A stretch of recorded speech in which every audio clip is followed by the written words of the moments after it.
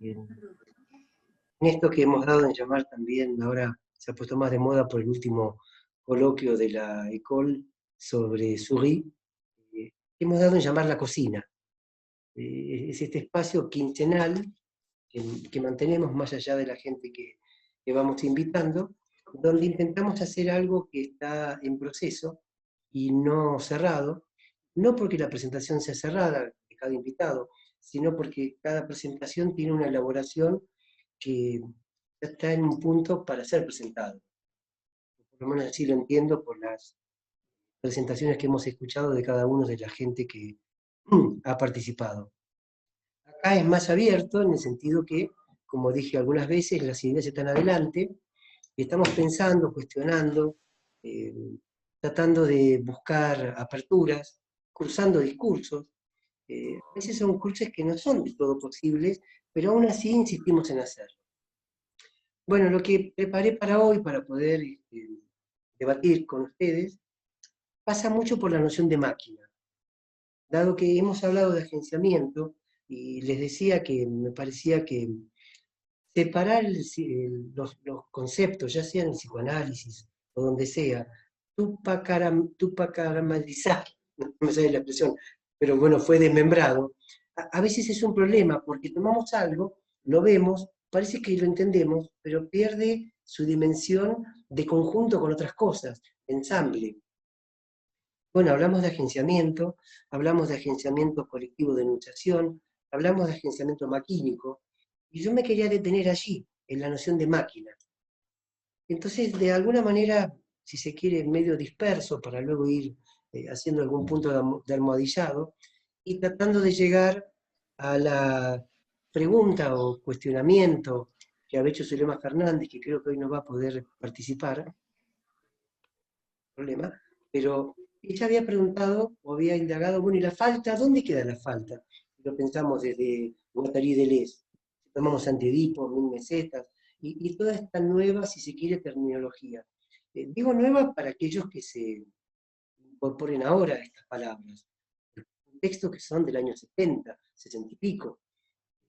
Desde allí comienza, digamos, este cuestionamiento, si se quiere, a un psicoanálisis y lo voy a decir en términos supuestos, ¿no? Que supuestamente estaría centrado en la cuestión edípica o en la cuestión neurótica, y una propuesta de un análisis, psicoanálisis, esquizoanálisis, porque vamos a ver que no se oponen, que no está pensado como algo que se opone, pero sí centrado en una cuestión más de un proceso esquizo. El proceso esquizo permite pensar en una cuestión maquínica en el sentido de algo que no cesa. Yo pensaba en esto del retorno a Freud.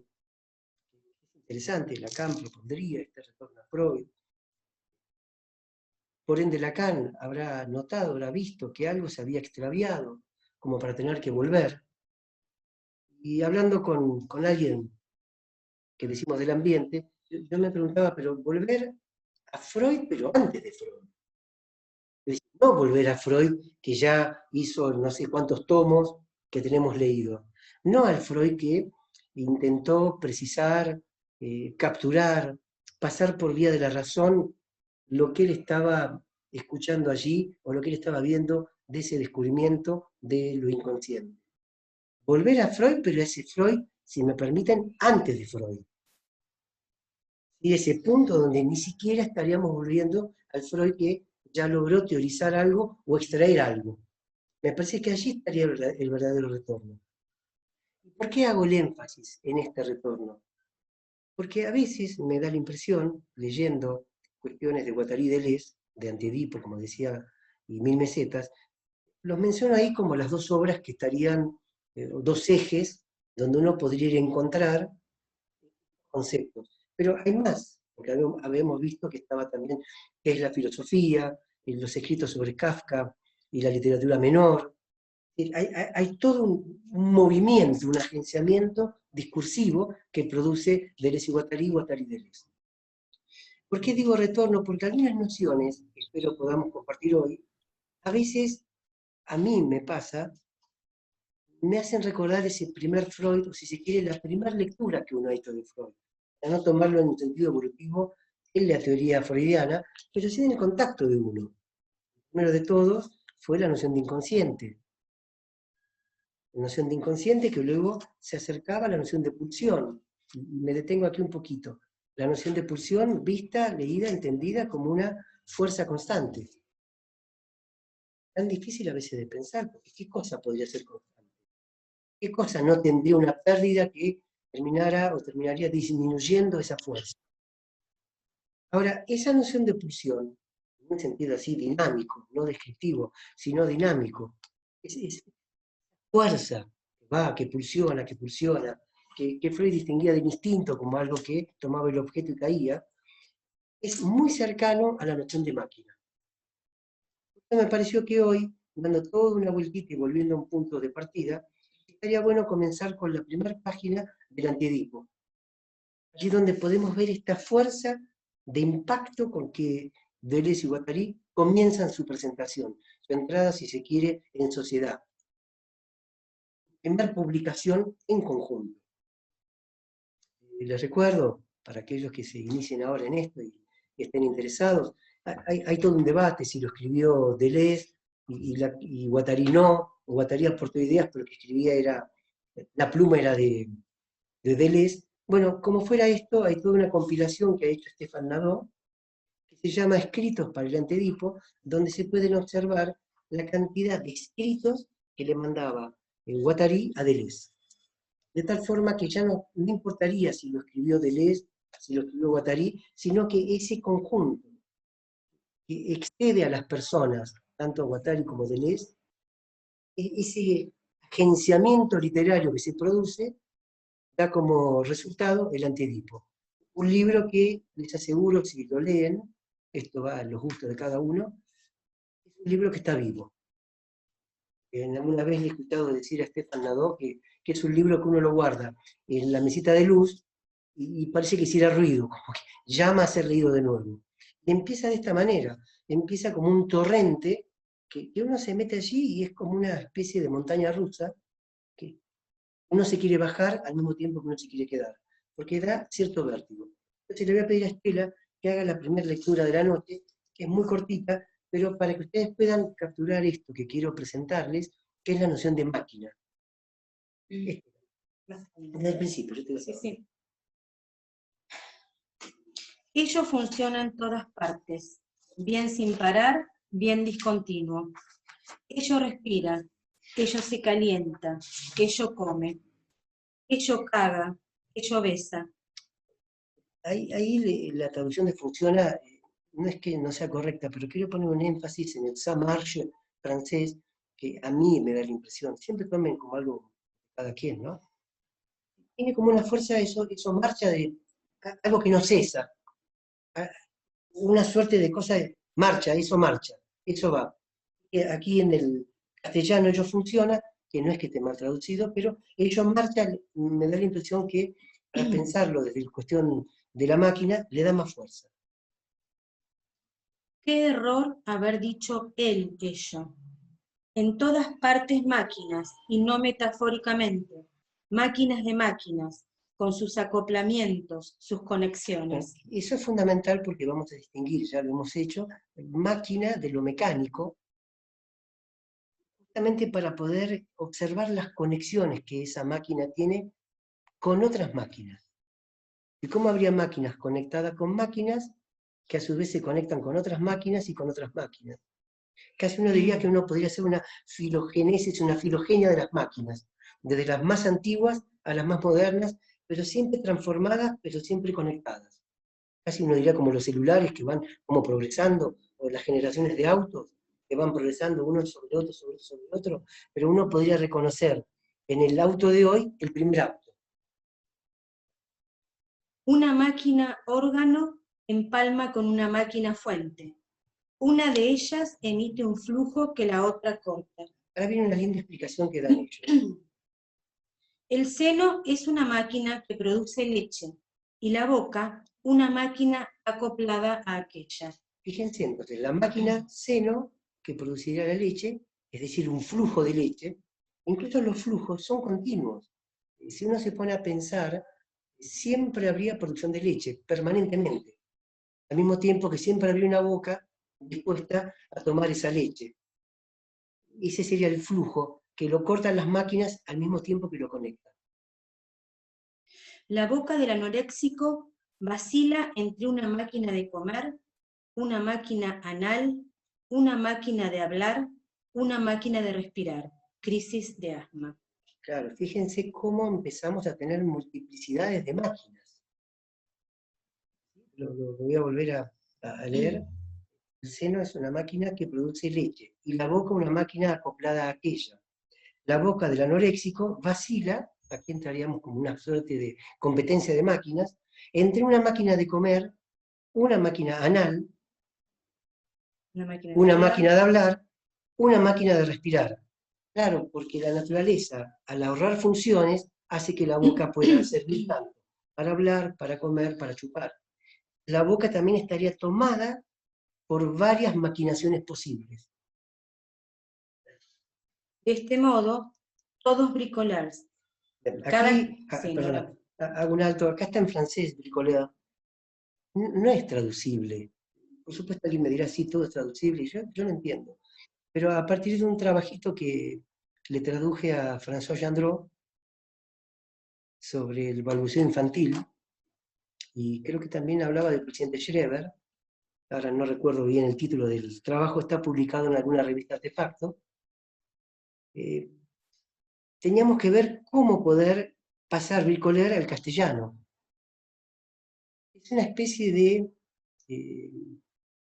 manotas. Manotas en España es alguien que arregla todo. Entonces, un bricoleur sería que todos tenemos que ver cómo nos arreglamos con este inconsciente que de alguna forma nos atraviesa. Como una apelación a un trabajo artesanal. Yo pondría ahí, o subrayaría la cuestión de un trabajo artesanal, para correrlo de lo que Gianfranco mencionaba respecto de la cura tipo, a un trabajo estándar. O sea, una apelación a que cada uno tomará esos trozos que lo habitan como para poder hacer algo con esto. Allí esta cuestión de manotas, como alguien que se las ingeniaría con esto. Una especie de MacGyver para quienes tengamos cierta edad y sabíamos de ese detective o por lo menos ingenioso que siempre encontraba la solución para las cosas y producía sus herramientas de manera artesanal para liberarse de los problemas donde estaba. Entonces, de todos modos, todos bricolars, cada cual sus pequeñas máquinas. Una máquina órgano para una máquina energía, siempre flujos y cortes. El presidente Schreber tiene los rayos del cielo en el culo, ano solar. Además, podemos estar seguros de que ello marcha. Bueno, acá optaron por marcha, ello marcha. El presidente Schreber siente algo, produce algo y puede teorizarlo. Algo se produce, efectos de máquina, pero no metáforas. Claro, acá están preparando lo que luego van a ser esas semióticas asignificantes que impedirían las metáforas. Que no se trata de hacer metáforas, algo que sería como si, sino que justamente se trata de hacer conexiones, de conexiones, de conexiones y de conexiones.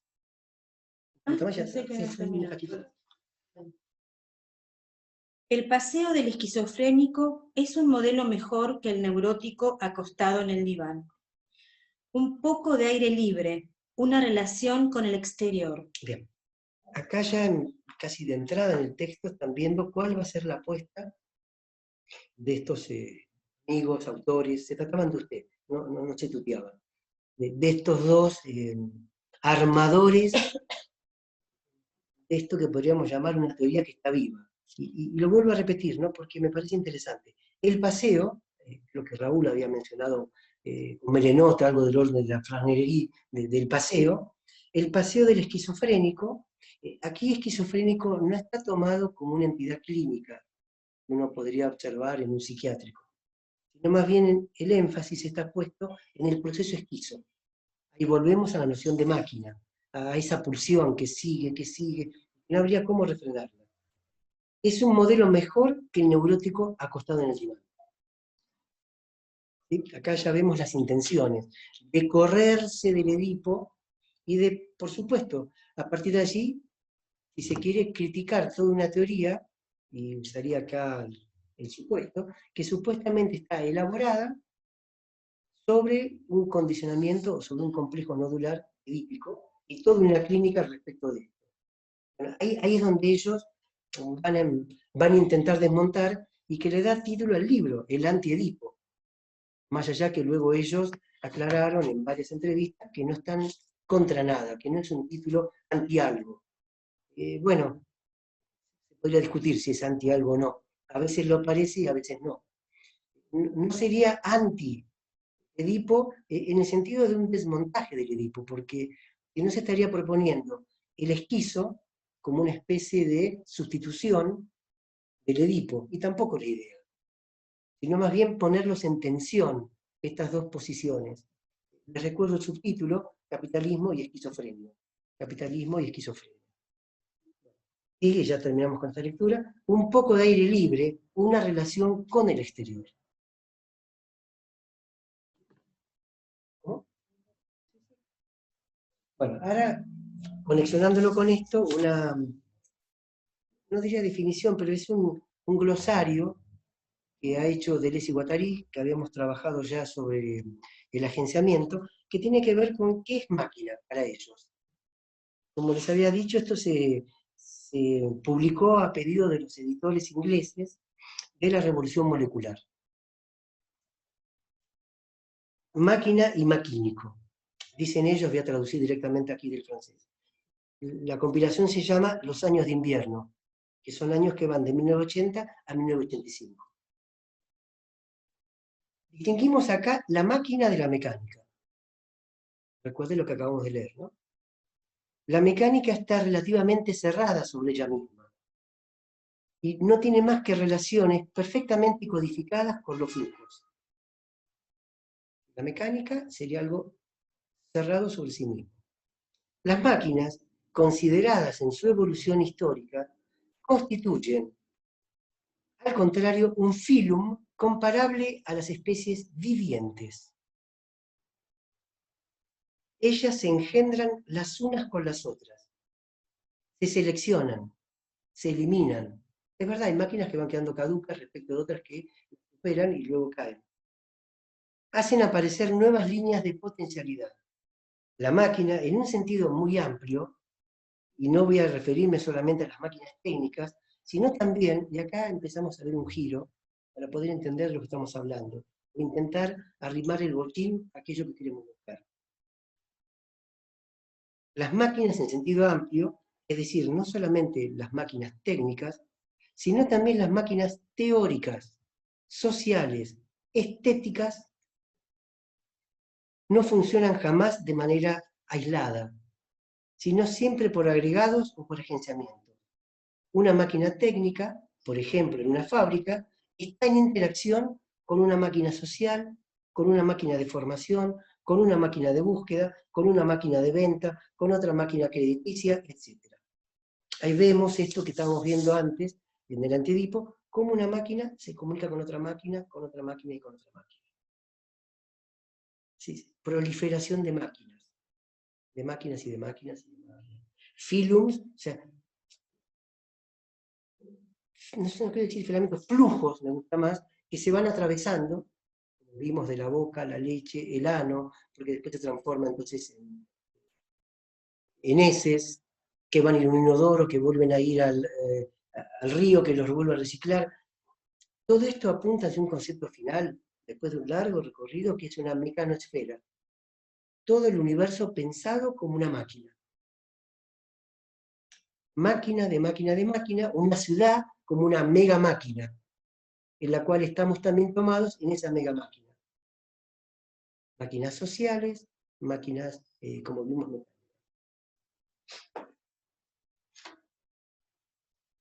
Bueno, como les decía que pensaba conversar con ustedes el tema de la máquina, encontré en un texto de Guattari, se llama ¿Qué es la ecosofía? Entiendo que ya está pasado al castellano, otra conferencia que se llama A propósito de las máquinas. Es una conferencia que él dio en Valencia en el año 1990. a partir de un encuentro que hubo sobre cine y literatura, el tiempo de la máquina. Vamos a ir viendo, no quiero aburrirlos con la lectura, simplemente señalar algunas cuestiones. Dice, el tema de la máquina hace mucho tiempo que me habita, no tanto como objeto conceptual, sino como objeto afectivo. Bueno, esto es fundamental, es una relación afectiva con la máquina. Ya sea biológica, si se quiere hacer un distingo entre lo biológico y lo no biológico, como social, como mecánico. De hecho, parece ser que en algunas depresiones que tenía Guattari, iba a ver las máquinas de Jean Tinguely y se quedaba horas mirando esas máquinas. Después yo le voy a pedir al operador, si tiene tiempo, que ponga alguna de las máquinas para que la puedan ir viendo. Me refiero en este caso a las máquinas de Jean Tinguely, escultor suizo, que hizo máquinas no capitalistas o acapitalistas, porque son máquinas que no sirven para nada. Es decir, no podemos casi pensar, me parece, máquinas que no sirvan para algo, porque son la esencia de cierta revolución industrial. Cada máquina está al servicio de algo y nosotros también, a su vez, somos elementos de esa máquina, como creo que eran tiempos modernos, de Carlito Chaplin.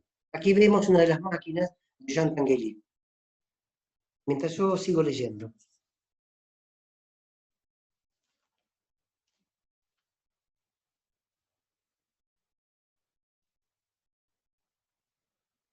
Bueno, lo que intenta Guattari con esto de las máquinas es romper cierto ideal ontológico. Es decir, romper una cortina de hierro, así expresa él, que separaría las cosas de los seres. Aquí estamos acostumbrados a pensar lo que es un ser de lo que no es un ser. Bueno, aquí vamos a ver este Jean Tinguely, que aparece ahí en pantalla. Jean Tinguely, él fue pareja muchos años de Niki de Saint-Phalle, otra artista también. Armaron entre los dos una cantidad de obras enormes, incluso hasta arte que ellos hacían para destruir, y que luego se destruía. Lo que intenta, dice aquí Guattari, es derrumbar los anatemas arrojados contra las máquinas. Porque esto lleva a la idea de que la máquina deshumaniza. Y de hecho hubo cierto cine, recuerden que esta es una conferencia leída en un encuentro sobre cine y literatura. Esto que estamos viendo allí está al lado del Pompidou. Todavía están estas máquinas. Justo al lado del Pompidou. Ahí se ven las máquinas. Sí, la plaza, no me acuerdo el nombre ahora. Bueno, acá tenemos otra meta-armonía. Bueno, les decía, la idea es que las máquinas no serían siniestras. Porque lo que dice Guattari es que se ha llevado a pensar la máquina como algo siniestro. Inclusive ha habido cine donde se le proponía cierta alma diabólica. Hay una película. ¿Cuál? No me acordar, por ahí alguien la vio, seguramente, muy antigua, que las máquinas estaban en contra de los hombres. Bueno, como que tomaban vida y atacaban a los hombres. La idea es justamente romper esta idea. Para lo cual va a tomar un texto de un tal Pierre Lévy, que es un sociólogo, muy interesante, también es filósofo, que escribió un artículo, en la revista Gimier, que se llama Plegado fractal o cómo las máquinas de Guattari pueden ayudarnos a pensar y comprender lo trascendental de hoy en día. ¿Qué es lo que toma Guattari en esta conferencia? ¿Qué es lo que quería comentarles a ustedes? Es necesario derrumbar la cortina de hierro ontológica entre el ser y las cosas. Es necesario romper esto, dice, porque es lo que habita a toda la filosofía hasta Heidegger. Toda la filosofía siempre ha estado trabajando en el sentido de un ser. Lo que pretende acá Guattari es romper esa idea de un ser. Dice, volver a una interfase maquínica. Esto se llama hipertexto. Luego, si hay tiempo, me voy a detener un poquito en el hipertexto, pero es un sistema de conexiones también múltiple. ¿Cómo? Sí, ya está, Guido.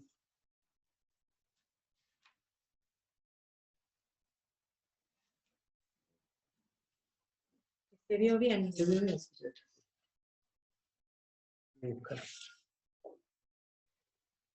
Seguimos con la idea de máquina, entonces. La máquina tiene alguna cosa más allá de la estructura. La máquina sobrepasa la noción de estructura. La máquina, dice, es más que la estructura, porque no se limita solamente a un juego de interacciones, que se desarrollan en un espacio y un tiempo, entre sus componentes, sino que posee un núcleo de consistencia, de este núcleo maquínico que podríamos calificar de alguna manera, y acá viene algo que introduce, de proto-subjetivo, de proto-biológico, posee unas características muy particulares. Estas características permiten pensar la noción de inconsciente. Claro, cuando uno lee esto, uno se impacta, pero quizás podemos convenir que uno piensa un inconsciente como algo dentro del humano.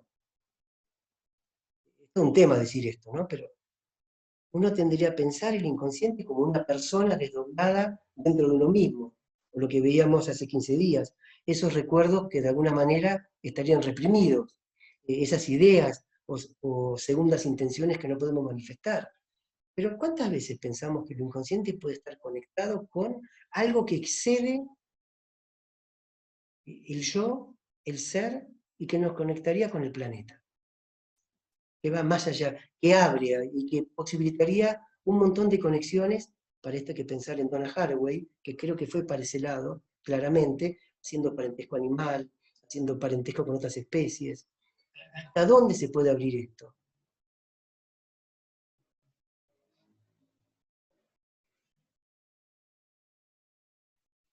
En la teoría estructuralista, el significante tiene diferentes componentes de sistemas que pueden ser tratados en términos de economía de significante. Encontramos siempre un sistema de cantidad de información o un sistema binario que habita los diferentes sistemas heterogéneos.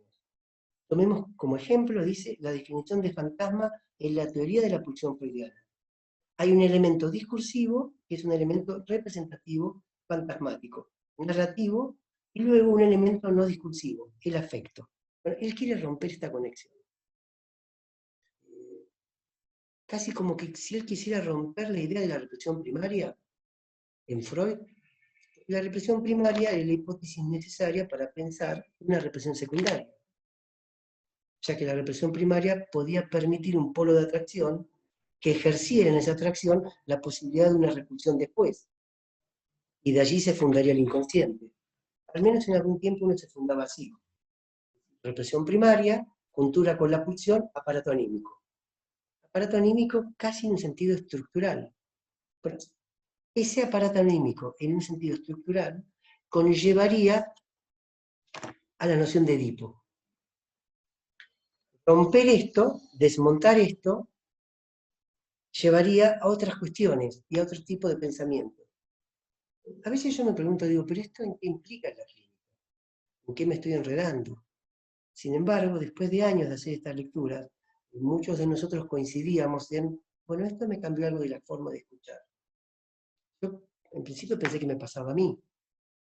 Bueno, después lo escuché en Hugo Cardoso, lo escuché en Estela, lo escuché en mucha gente, y una vez, para nuestra sorpresa, en Francia, Gerard Gaillard, miembro de la École Lacanien, que trabaja en Tours, en un psiquiátrico, él comentó en una de las asises, jornadas, que a partir de haber leído que no había distinción entonces entre vida y muerte, fíjense que ahora estamos diciendo que no había distinción entre algo inanimado y algo animado, que rompemos esa cortina de hierro que separa los seres de las cosas, y que nos atrevemos a pensar también conectados con las cosas. Él dice que cuando escuchaba a alguien que en el psiquiátrico donde él trabaja decía, yo estoy muerto, dice, ya no lo escuchaba como una locura. O sea, le impactó esta lectura para el escucha que él podía hacer.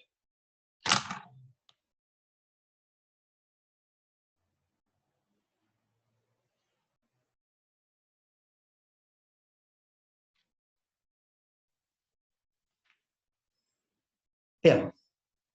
En esta conferencia él presenta también al público español su experiencia en la clínica de Laborde. Él dice que la clínica de Laborde es conocida en principio como una máquina de subjetivación. Quiero mostrar que estas máquinas no son solo conceptos, tienen aplicación.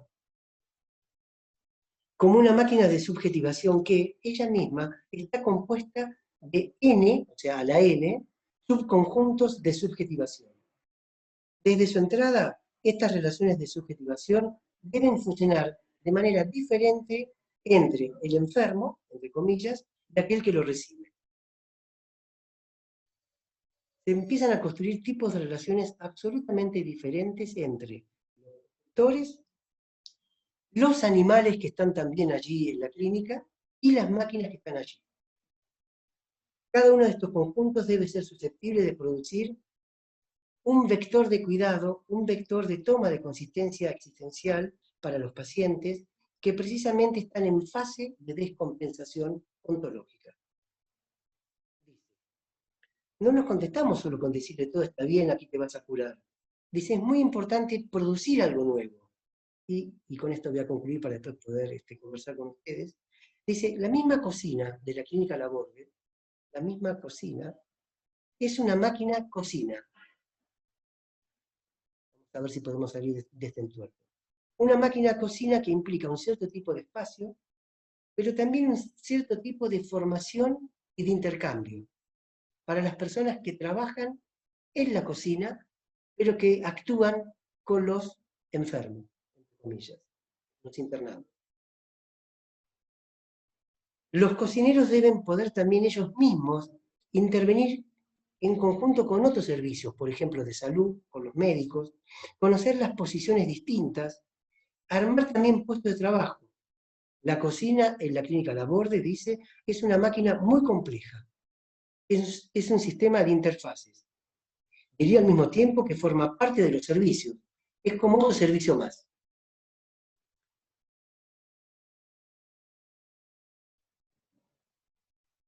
Es una máquina muy, muy compleja y diría por esta misma cuestión que podemos incluirla entonces, como dije antes, dentro de los servicios.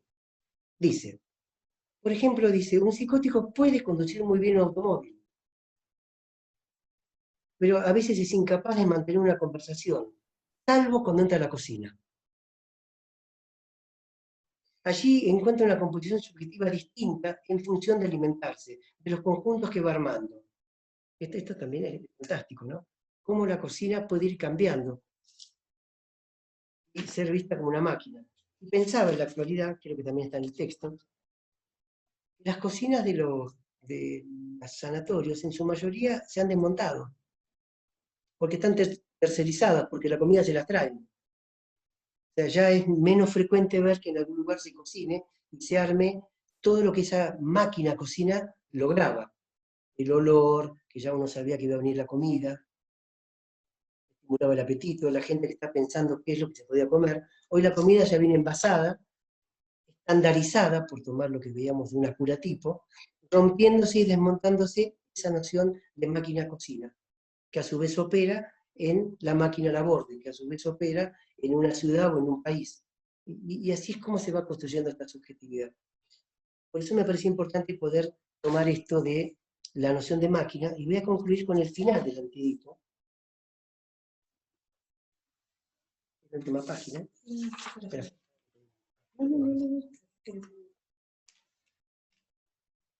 Si es que lo encuentro. Donde él va a mencionar a Jean Tinguely. Claro, el final del Antiedipo va a mencionar justamente a Jean Tinguely. Les cuento que a nosotros nos toca mucho porque, digo nosotros aquellos que empezamos con andamiaje, porque hicimos una actividad donde invitamos a un colaborador de Jean Tinguely y Niki de Sanfal, que se llama Marcelo Citelli. Y él nos presentó unas proyecciones que alguna vez si podemos las compartiremos, de las máquinas, de la locura que armaban ellos en ese intento de hacer arte, pero siempre un arte que desterritorializa, es decir, un arte que también es pensado como una máquina que toma la atención y saca al sujeto de la fijeza en la cual está clavado. Sí, 409.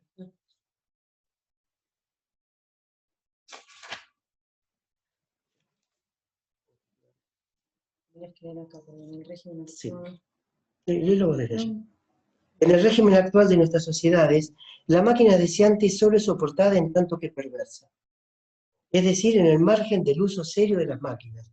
y como beneficio secundario inconfesable de los usuarios, de los productores o antiproductores, goce sexual del juez al juzgar, del burócrata al acariciar sus informes, pero el régimen, dice, de la máquina deseante no es una perversión generalizada. Es más bien lo contrario, una esquizofrenia general y productiva, por fin feliz. Quiero subrayar esto de feliz, de este encuentro con la máquina como si fuese un niño que está jugando con una máquina. Dice, pues de la máquina deseante debemos decir lo que dice Jean Tinguely, una máquina alegre, y por alegre quiero decir libre. A mí esto me impactó y lo puse en un trabajo que he presentado, que está publicado. Porque claro, una máquina no capitalista que te saque de esta posición que te permita unos instantes de libertad. Y me pregunto y les pregunto y paso a conversar con ustedes. ¿No es acaso lo que hacemos en un psicoanálisis? ¿No podríamos hablar de una máquina que desterritorializa y que brinda esos instantes de cierta libertad para que alguien salga del consultorio a enfrentar nuevamente esa modelización que oprime, esa modelización que no permite a veces respirar, esa modelización que calcifica? Estas máquinas que no sirven para nada de Jean Tinguely son geniales, justamente porque no sirven para nada. Son geniales porque son como niños que van para jugar sin saber muy bien para qué. Hasta que luego cada acción y cada cosa que hacemos debe servir para algo, debe tener un fin, debe tener un propósito. No, estaba pensando que no es que no sirven para nada, Dale. sirven. Lo que pasa es que no dan un producto observable. Bueno, por eso no son capitalistas, pero sirven. Claro, sirven porque marchan. Entonces, volvemos al principio de la lectura del Antedipo. Eso marcha. Eso coge, eso besa, eso caga. Esa maquinaria que luego tiene que servir para algo. Increíble cómo el capitalismo puede tomar estas cosas, lo hemos conversado en algún andamiaje de este online, donde en muchos países ya para hacer pis fuera de casa hay que pagar. Como ese flujo ya se transforma también en una renta, de una máquina que toma eso y que entonces cobra, y entonces tenemos una máquina que produce el pis, una máquina que lo recibe, y en el intermedio el peaje del capitalismo que cobra. Bueno, queda entonces esta cuestión de la falta. Me dirán, ¿cómo correlacionar? Está su lema, ¿eh? Ah, ¿está su lema? Sí. ¿Cómo correlacionar una cosa con la otra? Bueno, digo, en un universo de proceso permanente, ¿qué sentido tiene la falta? Claro, si hablamos de estructura, sí, pero si nos corremos y hacemos una noción mucho más amplia que la de estructura, si la estructura es un tiempo y luego se desestructura, ¿es necesario hablar de falta? Bueno, paso al debate, los escucho a ustedes. Patricia veo, ¿no? ¿O de alguien Sí, antes? Patricia Garrido. Patricia Garrido. Patricia.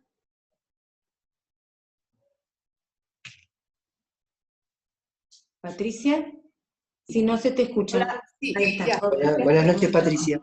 Oh, se me quitó el video. Bueno, ahora lo pongo otra vez. Pero pensaba con este tema de la falta, que quizá también hay que posicionar otro costado, porque cuando se habla de la falta en el psicoanálisis es un tema del deseo. Es decir, es el tema del deseo el que está ahí emplazado en principio, ¿no?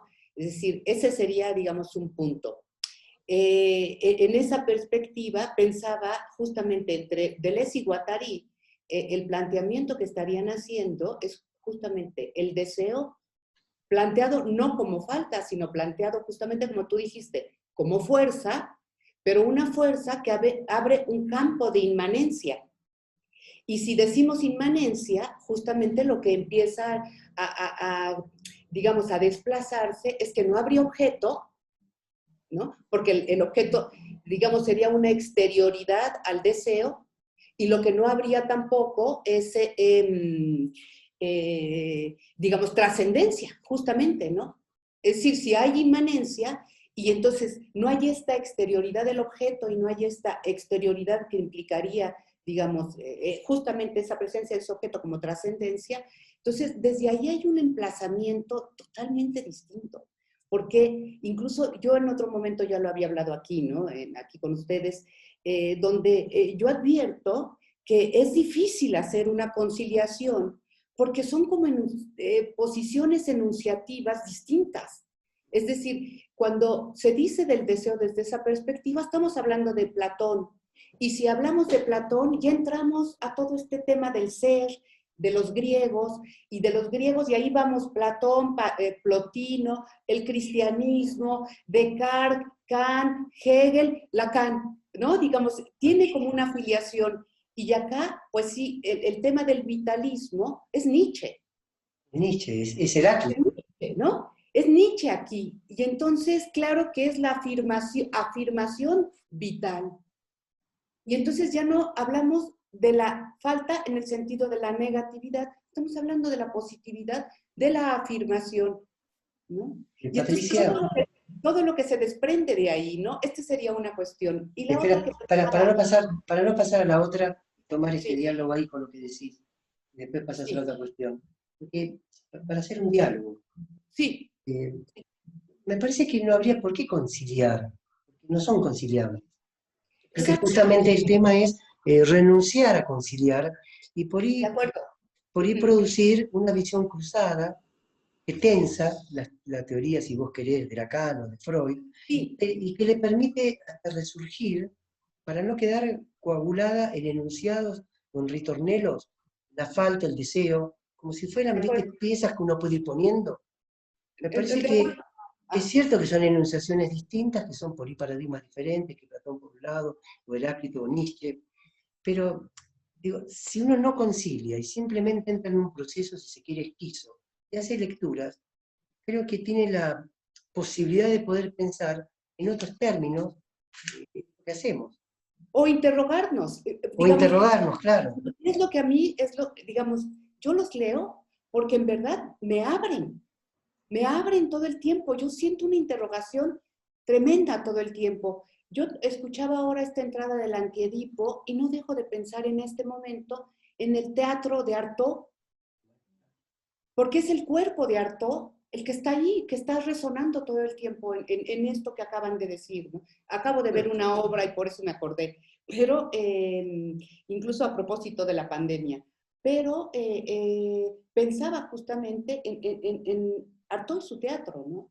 El teatro de la crueldad, ¿no? Y de ahí, digamos, justamente me pensé en el tema, nada, ya para cerrar, el tema de lo maquínico, porque no dejaba de no escuchar temas como objeto, ¿no? Que dijiste, el objeto afectivo, y luego el tema de las cosas y la ruptura, digamos, entre lo animado y lo inanimado. Y al mismo tiempo, no dejaba de pensar en una interfaz icónica y en una especie de interfaz interactiva. Bueno, al hablar de interfaz interactiva, en este tipo, digamos, de enunciación, yo no pretendo explicarlas, sino simplemente comentarlas o contar Sí. dónde me han impactado, es donde la noción de falta se cae, porque si hay interfaz, no hay posibilidad de falta, Uh-huh. porque hay una Exacto. conexión, una interfaz con otra interfaz. Exacto, continua y en flujo. Es continua y es múltiple, o sea que lleva a una posición increíble cuando uno se deja llevar por esto, que hace caer también hasta la posibilidad de sistematizar el psicoanálisis. A mí mi problema, el problema que yo tengo, quizás podamos compartirlo, es cuando se sistematiza la teoría, cuando aparece como un manual. Uh-huh. Que no digo que la gente haga esto, digo, a veces pasa como algo que podría estar siendo ya elaborado, mercantilizado como un producto del sistema capitalista. Y bueno, me parece que este tipo de lecturas permite abrir eso. A mí me gusta. O sea, la diferencia entre lo que es lo mecánico y la máquina es que la máquina no está cerrada sobre sí misma, Uh-huh. está abierta a todas las conexiones posibles. Uh-huh. Y eso es lo interesante. Pero bueno, gracias, después por ahí volvemos a conversar. Uh-huh. Bueno, si no hay otras preguntas, seguimos conversando, porque este es el punto para mí, yo diría, interesante a pensar. ¿Cómo han podido armar esto? Y creo que han podido armar esto justamente porque vienen del campo de la locura. Campo de la locura que sabemos quién es, sabemos, ya no sé qué, pero hemos transitado en cierta formación, entre comillas, Freud había excluido, por cuestiones teóricas, la psicosis de lo que era su construcción para poder hablar de lo que estaba haciendo. Es decir, si la psicosis no hay transferencia, evidentemente no puede haber psicoanálisis. O sea que ahí tenemos que la construcción primaria del psicoanálisis deja de lado estos procesos, no son considerados. Y no son considerados justamente por esta cuestión, porque no había transferencia en el sentido edípico. Por eso es que decía, volver a Freud, pero antes del mismo Freud, cuando la transferencia era un desplazamiento entre cargas. La primera noción de transferencia en Freud es una transferencia de cargas, es un flujo de energía, que claro, luego cuando encarnaría en el analista pasa a ser una transferencia, si se quiere, edípica. Entonces, volver a Freud, pero a este Freud del origen. Volver a este descubrimiento donde Freud encuentra estas cuestiones para poder pensar eso que él llama inconsciente. Lo que es Lacan quien dice luego, demos un paso más, no detenerse frente a la psicosis. No al psicótico, a la psicosis, al proceso, a poder pensarlo desde, digamos, estos postulados, si me permiten, del psicoanálisis. Pero en ese encuentro, esos mismos postulados comienzan también a desmembrarse, a caer. Y es lo que decía Patricia, uno puede volver a repreguntar, y volver a repreguntar, y volver a preguntar. Entonces caen los conceptos, que para mí es muy importante que no se calcifiquen. Como me parece a veces ocurre en muchísimos lugares, que uno, por más que diga, no, nosotros estamos acá hablando hoy en la noche, todos pensamos, en muchos lugares uno observa cómo están calcificadas las posiciones, en muchos lugares uno observa cómo se demanda una lista hombre, porque estamos buscando reforzar la identificación paterna, o una analista mujer, y uno dice, no, eso no puede estar ocurriendo hoy. Sí está ocurriendo también hoy. Quizás no en los lugares que nosotros frecuentamos, pero basta ver las publicidades de un montón de cursos para ver que sí, efectivamente está eso un juego todavía. Pero que estas lecturas vuelven a poner esta cuestión nuevamente sobre el tapete, sobre la discursividad. Si hay N sexualidades, porque uno a veces no quiere decir cosas porque no es políticamente correcto, pero si hay N sexualidades, ¿podemos hablar de feminismo? ¿Se puede sostener si hay N sexualidades?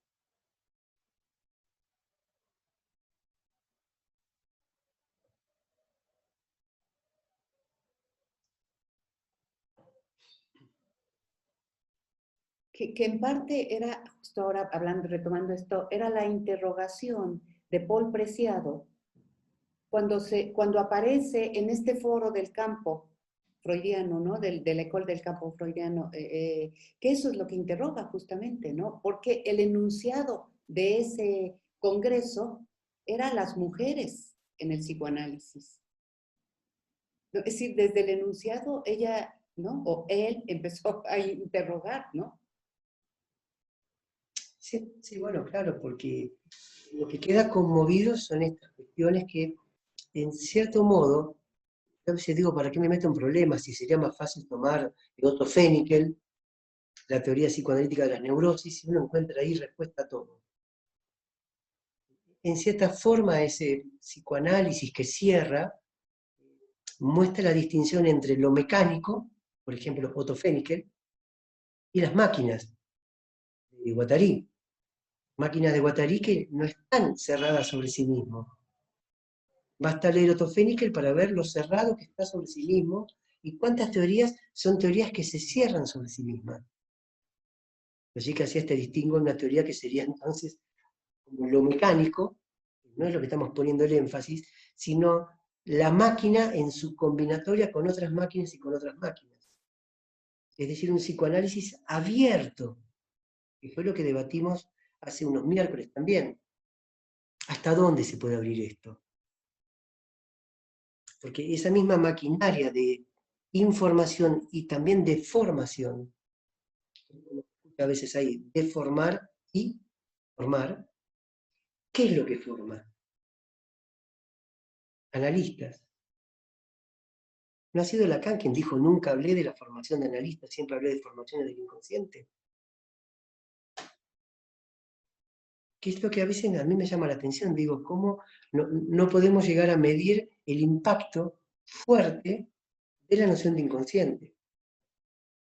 Sea que luego se pueda pensar como un embuste, o el imbebú, el equívoco, o un desliz, como se propone en algún establecimiento del seminario de Lacan. La noción de objeto A, ¿no apunta también a todo esto? Es lo que me interroga hace tiempo, ¿no? Ubicar el objeto A en el lugar de la gente. ¿Es un discurso o es algo que en el fondo no debería llamarse discurso? El discurso del analista no por eso es un oxímoron. Porque ¿qué discurso sería si al poner el objeto A en el lugar de la gente uno se sale de la discursividad? Por lo menos el discurso entendido como un conjunto de enunciados. Uno ingresa más algo del orden de los cuerpos, a un lazo que ya no pasa, permítame decirlo, por la palabra. Porque justamente se cae la palabra si ponemos en lugar de la gente ese objeto A. Lacan, valga el fallido, a Guattari le decían el pequeño Lacan, que cuando pasaba Guattari, como era un tipo muy leído, muy de estar siempre atento a lo que Lacan decía, le habían puesto por sobrenombre Lacan o Lacancito. Ahí pasa Lacancito. El fallido también tiene que ver con esto que uno va leyendo. Él habla del objeto A, máquina. Bueno, vamos a tener la posibilidad de, creo que el 31 de octubre, de escuchar a Vivian Dubol, quien va a hablar de los discursos también, y por ahí preguntarle, bueno, ¿cuál es el impacto de esta respuesta de Lacan cuando construye, como hemos visto con Belenot, los 4 discursos cuadrípodos giratorios? Fíjense qué cerca que está a pensar la condición de máquina de esos cuadrípodos giratorios. Lacan, que podría ser un niño jugando, construyendo, armando, haciendo girar algo, y que uno ve que puede ir para un lado, para el otro, pero cuando ponemos el objeto A allí, en el lugar, insisto, de la gente, de lo que mueve, de lo que hace girar, ¿cuál es el impacto? Creo que había una pregunta, me parece. Sí. Susana, ¿puede ser? Sí. Hola. Hola. Hola, ¿Cómo Susana. estás? Hola a todos. Pues Raúl. Sí, en relación a los 4 discursos, Lacan en el seminario, cuando introduce los 4 discursos, en el reverso del psicoanálisis, él insiste en que no se trata dice, son discursos sin palabras. Están más bien del lado de esto que tú dices, Eduardo, son máquinas. Él habla de estos aparatos, compuestos por estas pequeñas letras, son aparatos giratorios, están más cerca de la máquina y él lo desvincula de todo lo que es el enunciado. Justamente son máquinas que giran según la relación de cada término con otro, un cuarto de giro a la derecha, un cuarto de giro a la izquierda, pasamos de una máquina a otra, y son aparatos giratorios. Yo lo aproximo más a la máquina de Guattari en el sentido de focos de enunciación conectados con otros focos de enunciación, más que al discurso. Hay luego este malentendido de pensar que los 4 discursos tienen que ver con discurso, con enunciados, pero Lacan lo deslinda rápidamente de eso y habla de estructuras, de 4 lugares que se mueven y que giran. Yo cuando hice la puesta en escena hasta tenía la intención, pero luego ya no se pudo, de hacer como colgantes desde el techo con los 4 discursos, digamos, los 4 términos 4 colgantes que giren según el aire del lugar. Pero creo que sí, se asemeja más a la máquina guattariana, que no tiene tanto que ver con discurso de palabra discursiva. Luego, sobre la mujer o el feminismo, yo creo que sí, si tomamos la mujer como del lado del género, de la anatomía, o de un lado así, o sí, al haber N modos de prácticas sexuales, el feminismo no tendría sentido, pero si tomamos la mujer como un lugar producido de algún modo por la cultura y la moral patriarcal, de la que el psicoanálisis no es inocente, ahí sí hay la mujer, Pero la mujer ahí, como Susana, un lugar, casi claro, un conjunto vacío. esto que decís es interesante porque a veces con el entusiasmo que uno toma de meterse en estos ríos tan rápido, uno olvida por ahí estos puntos de lo social donde es necesario que se visibilice lo que está ocurriendo con las mujeres, con la mujer, en el sentido de la dominación que habría. Yo me acuerdo un chiste que creo que comenté acá en una de las revistas de Charlie Hebdo, donde ellos, empresarios, CEO de una empresa muy importante, dicen, qué macana, dicen, la ley nos pide que pongamos mujeres acá en el directorio, ¿qué hacemos? Y uno dice, bueno, tengo una buena idea, pongamos a nuestras esposas. Ahí uno vuelve a ver esta cuestión, donde, claro, siempre queda en esta cuestión de patriarcado, de la dificultad de salir. Entonces, quizás en sentido social es donde uno dice, bueno, es necesario que se den estos debates, porque visibilizan. Pero desde el punto de vista de estas máquinas, quiero insistir, el problema que yo tengo con los 4 discursos es que están planteados en términos de estructuras. Y en la máquina, o en el agenciamiento, no hay lugar vacío, por ende no hay estructura tampoco. La estructura necesita del lugar vacío para el intercambio. Pero también reconozco todo este avance que uno podría decirle acá, de plantearlo en términos de una discursividad sin una enunciación consciente. No es en el sentido discurso de lo que uno podría encontrar en la lingüística, porque no es una sucesión de enunciados. Es un poco lo que estás aclarando, Susana. Pero bueno, gracias por la intervención y si hay alguna otra, si no, seguimos conversando. Raúl. Hola, ¿qué tal? Hola, Raúl. Un detalle.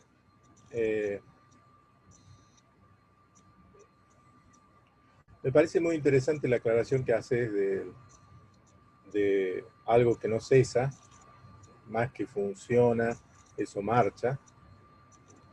Pero mientras vos hablabas en determinado momento, me fijé, traté de dividir mi cerebro entre lo que vos hablabas y lo que decía el artista en el video.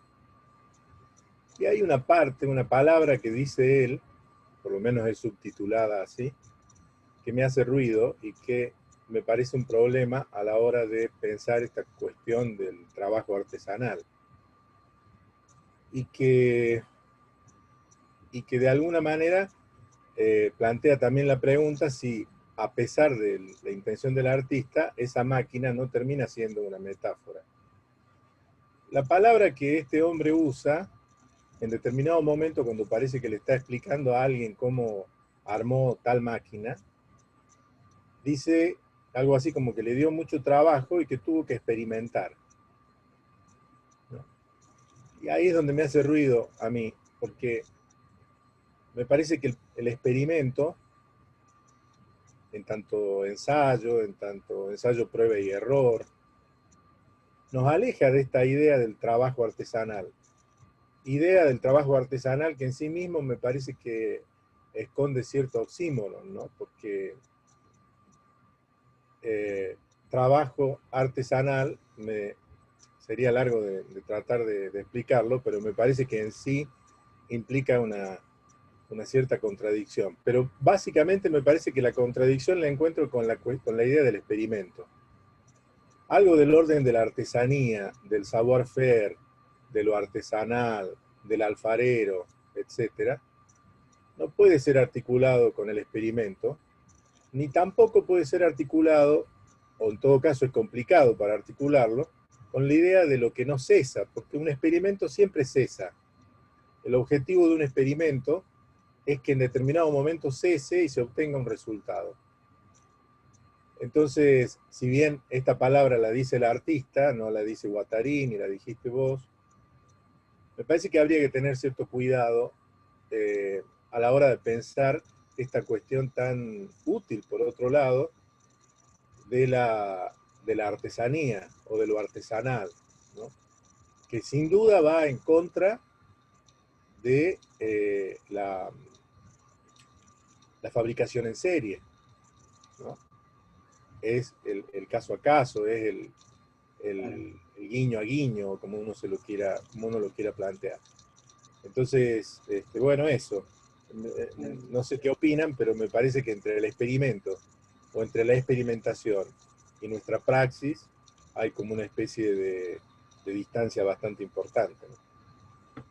Algunas cosas, Raúl. Primero, bueno, agradezco la intervención porque uno puede pensar. No tengo presente si dijo esto, pero lo ha leído ahí, lo que se está mostrando. Tengo objeciones más serias todavía a la obra de Jean Tinguely y Niki de Saint-Phalle. Y es que lo hacen pasar después por el sistema capitalista y se han llenado de plata. Y esta ya es una objeción terrible. No es que son cosas que quedan allí, se destruyen. Han hecho un negocio de eso. Pero después digo, bueno, es el límite de cada persona lo que puede hacer. Yo prefiero la praxis, no la experiencia, no la experimentación.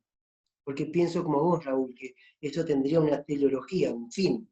Experimento y luego entonces finaliza y tengo tal resultado. Creo que el psicoanálisis va por el lado de la praxis. Por ahí sería otra línea.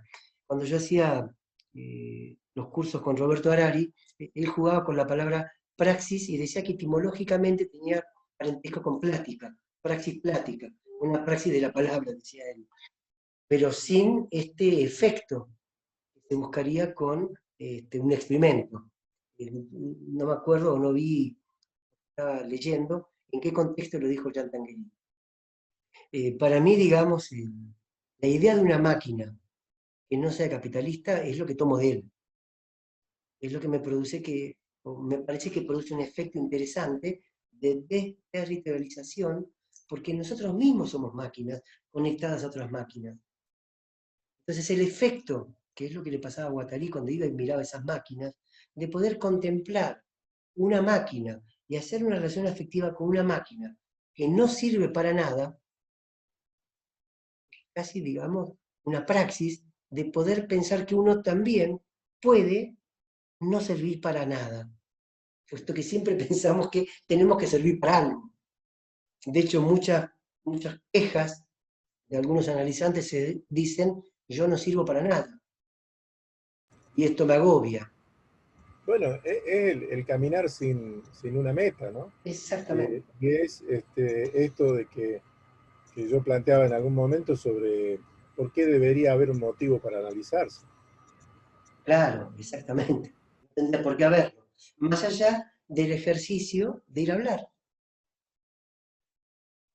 Cuando Alush comenzó con la cuestión del ejercicio espiritual, es una cosa interesante, más allá de los problemas que eso puede haber acarreado, que después el un virus que yo tiré es una provocación, que es una ejercitación. ¿Por qué habría que tener un motivo?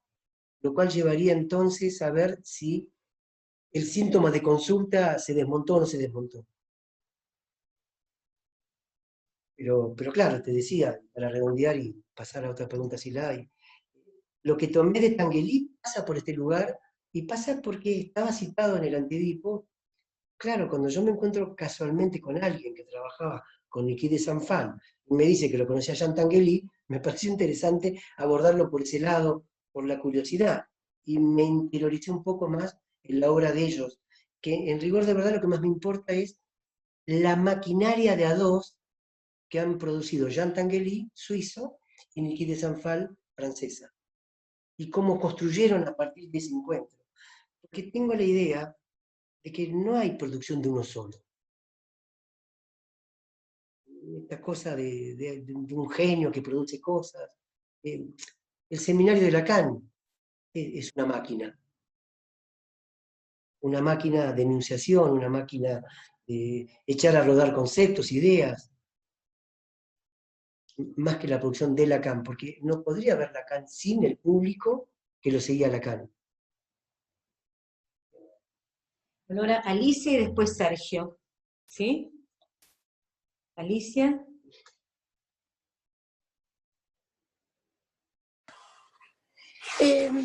Sí, me quedé en una parte donde hay una conexión máquina de máquina, hay una fuente,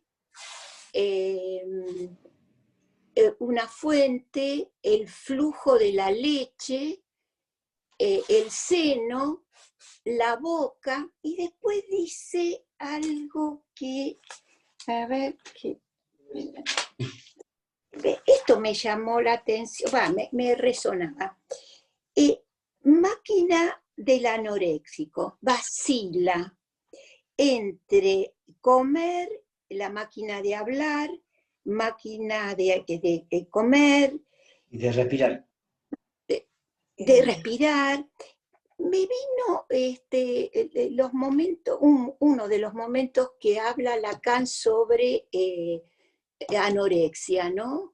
Y dice que el niño juega, se alimenta y hace ese rechazo, ¿no? Y ahí me parece que para pensar como una, no sé si como decirlo, como una puntuación o algo, porque él hace ahí una diferencia entre demanda y necesidad, ¿no? Que me parece esto que no sirve, ¿no? Esto no sirve, ¿verdad? Y deseo, ¿no? Por eso es anorexia, deseo de nada, ¿no? Y hay ese vacío. No sé, me parece que es un párrafo para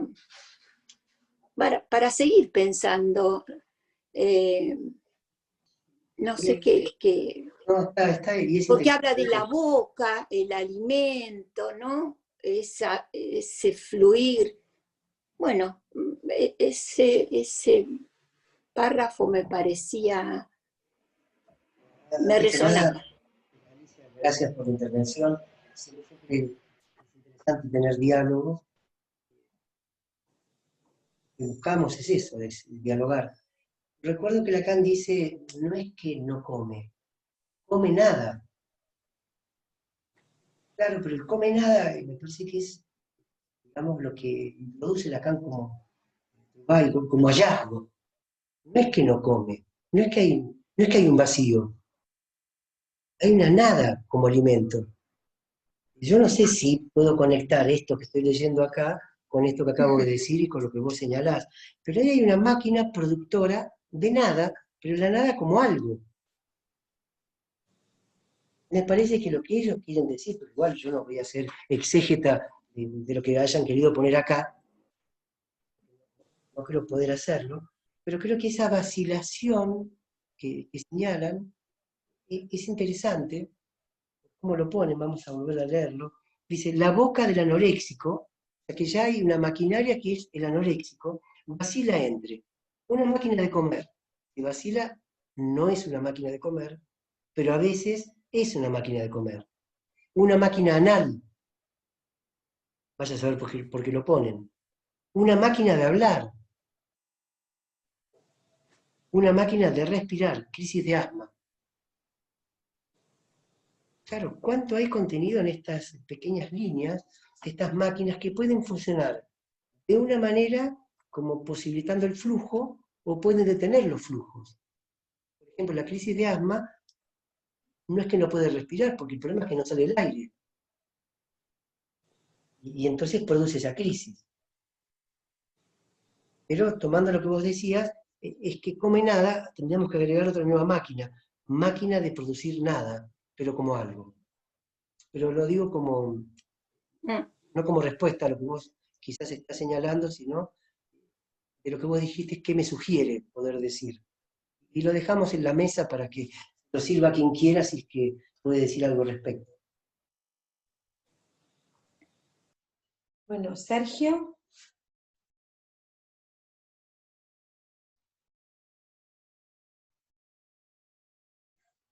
¿No se escucha, Sergio?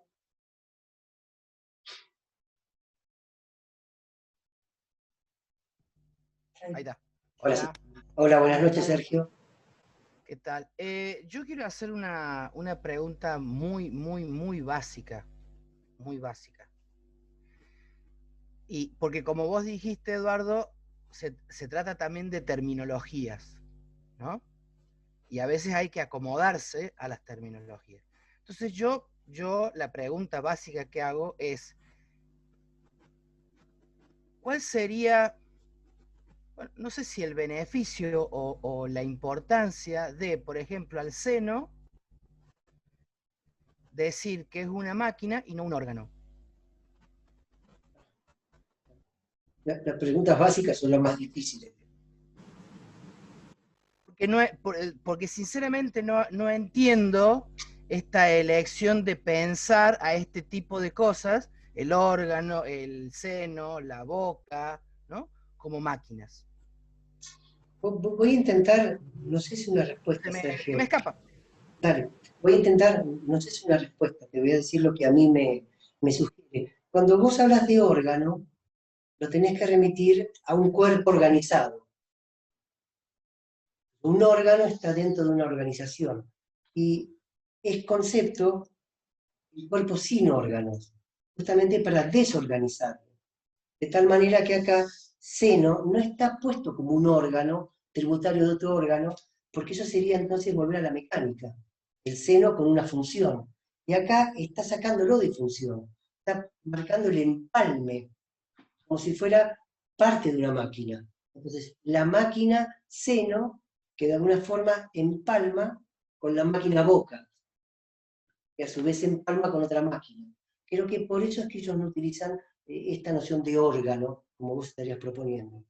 Simplemente estoy pensando en voz alta a partir de tu señalamiento. Creo que hay todo un intento en la obra de desorganizar el cuerpo como una superficie de inscripción. Entonces, al ponerlo como... Yo no estoy proponiendo, Eduardo, digo, o sea, en realidad es como se le decía antes. O sea, no es una propuesta mía utilizar órganos, digo, es como se decía antes, y no alcanzo a entender la importancia que tendría pensarlo como una máquina. Porque, por ejemplo, digo, cuando el mismo Freud plantea que hasta que no aparece el yo, el cuerpo no es nada organizado, o sea, son órganos, pero no están organizados, ¿no? Entonces, bueno, pero insisto que es una pregunta así de la ignorancia absoluta, ¿eh? Que no logro entenderlo, no estoy queriendo polemizar. No, además no lo tomo de esa forma. Entender, es una pregunta entera. No lo tomo como una polémica, sino como un diálogo. Y me parece interesante la pregunta que haces. No sé si yo puedo responderlo, si tengo algo más allá de lo que te dije, de que me parece que como máquina lo desterritorializás de formar parte de un cuerpo, en perjuicio de lo que vos decís, que Freud decía, pero el mismo Freud habla de un Ur-Ich, o sea, un yo primitivo, o sea que Freud no piensa la posibilidad de un cuerpo sin yo, puesto que habla de un yo primario. O sea, me parece que ponerlo como órgano, en cambio de ponerlo como máquina, nos hace perder esta dimensión que decíamos de entrada, por fuera de cualquier subjetividad y por fuera de cualquier yo, aunque fuera un Ur-Ich, un primer yo, un yo primario. Más voy a decirte, por fuera del humano, como si fuera un seno, creo que había una película de Woody Allen, que había una teta que andaba andando por allí, como si fuera un seno con vida propia. Entonces, son máquinas con cierta vida propia, por así decir, buscando dónde empalmarse. Pero no sé hasta dónde responde este interrogante tuyo, que no creo que sea de la ignorancia básica, porque no te creo ignorante, pero me parece que es allí donde estas máquinas deseantes luego serán agenciamientos. Hay todo un desarrollo que uno puede ver en la construcción de las herramientas teóricas que Deleuze y Guattari están proponiendo. Pero no me quedo tan convencido de lo que te contesto como para ya desterrar la idea de órgano, como vos proponías. No, pero ahí hay otros que tienen ganas de contestar. Así que, Ahí que no te escuché, perdón. y Repetime. hay otros que tienen ganas de responder a esto, así que Vale. supongo que por ahí Sí. se aclara un poco más. Y lo seguimos los miércoles, Sergio. Gracias por la intervención. Están Susi y Juan. Susi y después Juan. Yo quería decir algo, no sé si es una respuesta, no lo creo, un poco siguiendo el hilo de lo que dice Eduardo respecto de la pregunta de Sergio. Yo creo que también un seno, una boca son máquinas porque están conectadas y a muchos significados, también significados culturales, significados, digamos, todo el erotismo que cargan estos órganos u orificios del cuerpo funcionan también como, no sé, como focos que se conectan a su vez con una multiplicidad de sentidos, de significados, que tanto subjetivos como sociales, culturales, y eso los hace móviles y conectados. Es simplemente una ocurrencia. No, pero no, porque está bueno, porque yo pensaba a partir del señalamiento de Sergio, el mismo Freud se confrontaba con esta cuestión cuando tiene que pensar, entre comillas, lo voy a decir, etapas de evolución libidinal, oral, anal. El mismo ve que algo está maquinándose por allí, al punto que luego tiene que poner una etapa de oral canibalística, otra de succión, anal de retención, de expulsión. Algo se está maquinando. Entonces me parece, pero no sería tajante, que hablar de máquina... ¿Perdón? Freud hace sus pequeñas máquinas con sus dibujos, bueno, también. donde pone a funcionar sus inventos. Bueno, también, claro. Me parece que máquina tiene esta condición, como veíamos antes, de conectarse con otras cosas y de ampliarse, o conectarse hasta el infinito. No sé a dónde lo podríamos frenar. De allí que por ahora preservo el término máquina como un término que me hace pensar a mí en esa actividad pulsional. Pero sin descartar por tajantemente la noción de órgano, salvo que me hace obstáculo porque no puedo dejar de pensar un órgano organizado en un cuerpo que esté organizado como superficie de inscripción, y un cuerpo sin órganos, que sería todo el planeta, el mundo todo, el universo todo, donde se desterritorializan esas funciones. Puesto que un seno no solamente va a ser para dar leche, sino, como vos decías, también tiene un valor erótico. Sí. Juan Carlos.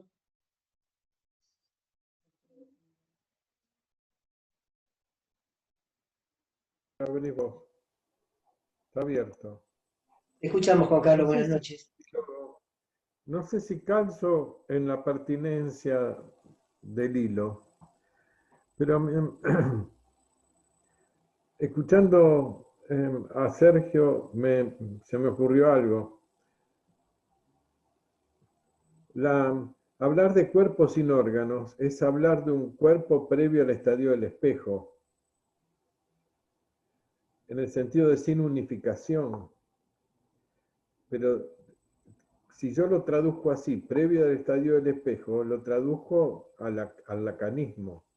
Claro. Pero en ese punto me suena todavía que arrastra un mundo, el esquizo mundo, que es preespecular, que es maquínico. Acuérdense de la máquina de influenciar, el texto famoso de... Bien. Es la fenomenología y los ingredientes de un mundo esquizo hecho ontología. Eso de hecho ontología corre por mi cuenta y otro año hablamos de eso, pero ontología quiere decir que no es la argumentación de la práctica analítica directa, me pareció a mí eso. Las entidades que construyen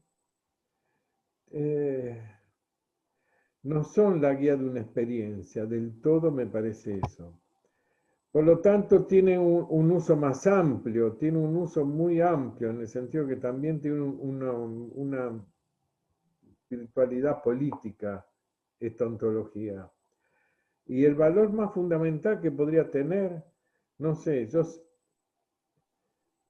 sé en un punto tocar la historia como la tocó Deleuze, produce muchos dividendos teóricos, en el sentido de que detrás de este combate está Hegel, en el sentido siguiente. Cuando Foucault y Deleuze se ponen a construir, vienen de un primado del marxismo, de un hegeliano marxismo muy fuerte. La historia es, como ahora uno habla del capitalismo, como uno habla del neoliberalismo, en el sentido de una totalidad pesada, compacta en ese lugar de la tercera persona, que a veces sirve y no siempre sirve. No sirve para estudiar en detalle los planos de determinación que tiene todo eso. Una gran pelea dentro del marxismo fue eso. Entonces, tocando algo de la temporalidad, Deleuze puso más en crisis cierta ingenuidad del hegeliano marxismo. Fue muy importante, porque de algún modo esa pelota total de la historia hace que no haya que estudiar muchos detalles y diferencias entre, qué sé yo, de los procesos de Europa, los procesos de América Latina. Decir que hay una temporalidad común es una exageración. Entonces, uno de ahí abre, me gusta la palabra, a pensar temporalidades heterogéneas. Por ejemplo, a mí me gustó mucho la palabra heterogeneidad porque pienso que hay una temporalidad heterogénea entre la historia de Europa y la de América Latina, o una heterogeneidad que uno puede hacer valer por alguna razón.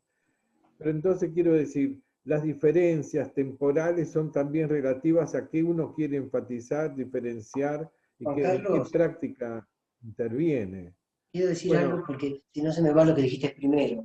seguí, pero me parece no, que hay ahí no, es como interesante un siempre, claro. un contexto, es el marxismo, es Hegel, es la Por historia supuesto, hegeliana. Juan Carlos, que digamos en lector como Deleuze, que estará todo esto presente.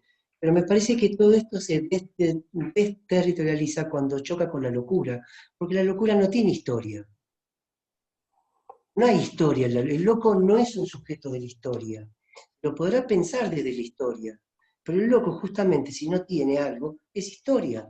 Él es su propio padre, él es su hijo, él es su abuelo. O sea, hay una perturbación de esa cronología. Entonces, esto por un lado, de una temporalidad otra. Por el lado del estadio del espejo, yo, a ver, tampoco sin afán de discutir, porque las discusiones son lindas, pero por ahí no tan cerquita de terminar. Yo no lo veo evolutivo el esquema del estadio del espejo. No me parece que hay un cuerpo fragmentado que luego porque se junta con la medida de la madre se unifica. Me parece más bien No que te estaba escuchando, permitime. no, te Vos decía dijiste, que... no lo veo evolutivo. Dijiste, no lo veo evolutivo. No, claro, no me parece un esquema evolutivo que vaya de un ¿Quién habla? cuerpo en Lacan. Evolutivo. ¿Ves?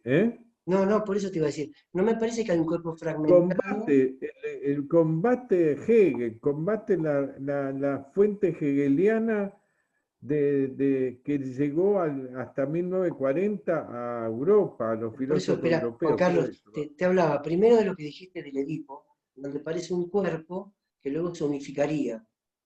Y me parece que es más que un cuerpo que luego se unifica. porque es un cuerpo que está también como máquina, conectado a la madre, conectado a la tierra, sin límite. Sí, sí, pues. ¿Sí?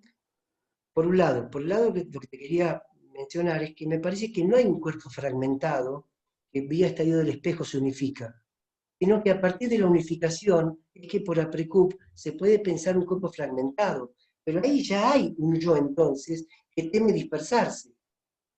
Esta es una lectura que podemos hacer desde Lacan. Lo que estamos haciendo acá es una lectura Sí, sí. que, como dijimos de entrada, no sé hasta dónde se la puede conciliar.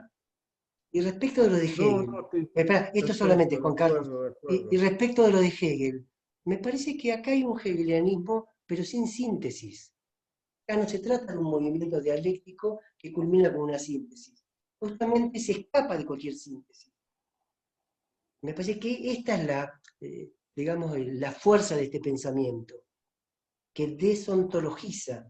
Yo no sé cuándo vos te conectaste, pero primero que nada estábamos diciendo de un tal Pierre Levy, un sociólogo y filósofo, que habla de derrumbar la cortina de hierro ontológica que separa las cosas del ser. Este es el debate. Por eso no hablar de órganos y de máquina, y por eso hablar de protosubjetividades, inclusive de cuestiones protohumanas. Pero bueno, da para mucho. No sé si hay otra pregunta. Cristian Vázquez. Cristian, Hola, no sé si se escucha te escucha pero no se te o ve. si se ve. Ahora te escuchamos y te Ahí vemos. sí, Hola, ahí buenas sí. noches. Hola, les hablo de Chile. Bueno. Y antes que nada, les agradezco mucho la instancia. Es muy interesante el formato que toman y el acento que le ponen al diálogo. Eso es raro en mi Gracias. país, al menos. Así que les agradezco la instancia. Les quería comentar, a propósito, y en cómo han ido hilando la sesión, si le puedo decir así. Les quería comentar que, bueno, yo llegué acá hoy día estoy escribiendo un artículo y en relación a la máquina, en realidad al cyberpunk. Pero les quería comentar que investigando encontré la etimología de la palabra máquina, que es una palabra latina, pero viene de la palabra mecané, del teatro griego, y habla es en dos sentidos esta mecané. En el sentido de una grúa que hace las veces de la máquina, ¿no? Pero también del gesto, del movimiento del dramaturgo en el que en última instancia introduce en el texto de la obra a un héroe que termina, o a un dios también, que termina por cerrar el conflicto planteado. Y esto lo hace a través de la grúa que les comento. Les quería comentar esto porque, bueno, no solo es la raíz de la etimología de la palabra máquina, también está detrás de la idea del Deus ex machina, de Dios, Dios de la máquina, que Dios viene con la máquina, quiero decir. A propósito de lo que han comentado, ¿no? Y del comentario o la pregunta por el órgano o máquina. Y creo que es muy interesante pensar también esto en un artículo que se reconstruyó el teatro griego. Aristóteles odiaba este uso. No le gustaba el uso de este cierre del conflicto porque lo encontraba ilógico. Y a propósito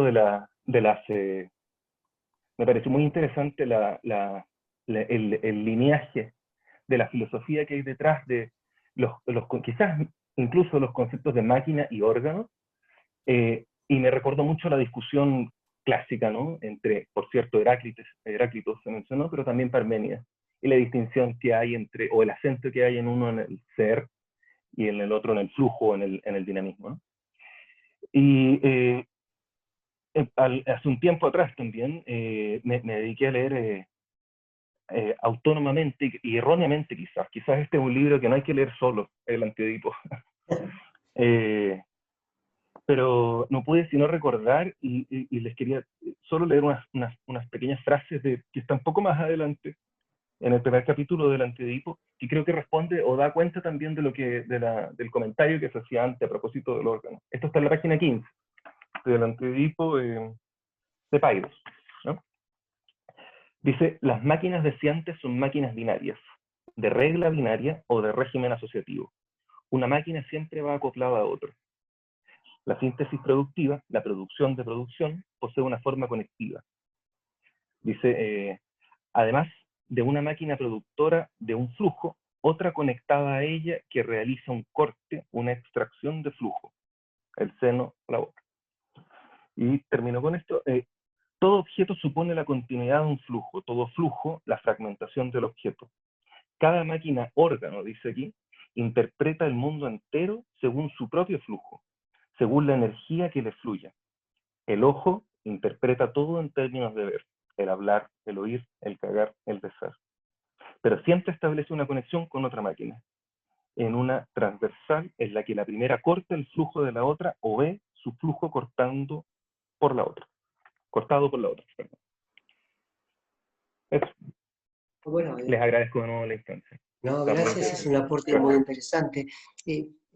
Hace 15 días habíamos hablado apenas de costado de las síntesis conectivas, de las síntesis disyuntivas, y cómo se va construyendo esto.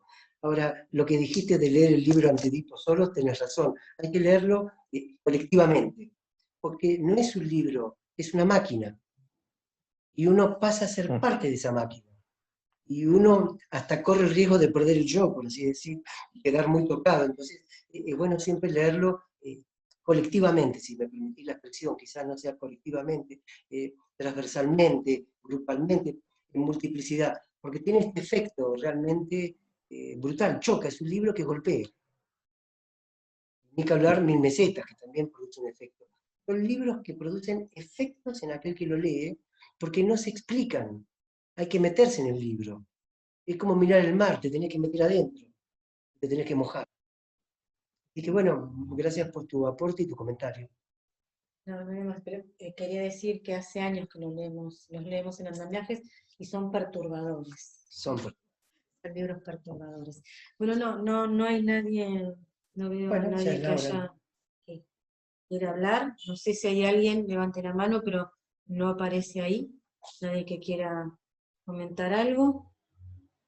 Bueno, la semana que viene, el miércoles, va a estar Fernando Barrios, desde Montevideo, Uruguay, y va a hablar, el título de lo que él va a presentar es el psicoanálisis importunado, o porvenir de una desilusión. Bueno. Un título para ir pensándolo. Bueno, buenas noches a todos, nos vemos el miércoles que viene, les agradezco que estén aquí, y hasta la próxima. Andamos. Chao, Buenas hasta la noches. próxima, hasta el miércoles. Chao, chao. Chao.